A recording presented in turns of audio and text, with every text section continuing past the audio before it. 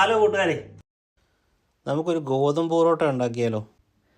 ഞാൻ ഇന്നും ഓർക്കുന്നു ആദ്യമായിട്ട് പൊറോട്ട കഴിച്ചത്. ഞങ്ങളുടെ അച്ഛന് ശമ്പളം കിട്ടിക്കഴിയുമ്പം 5 രൂപ തരും പൊറോട്ട കഴിച്ചോളാം എന്ന് പറഞ്ഞു.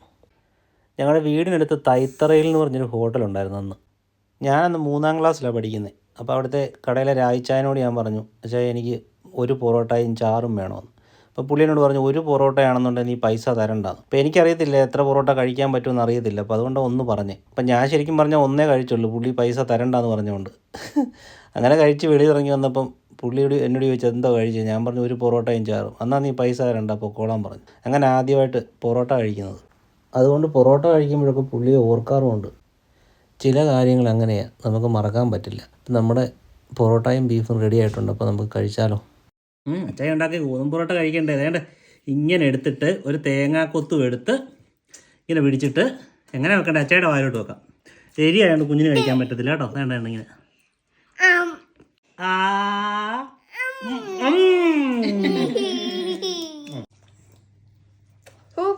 സൂപ്പർ.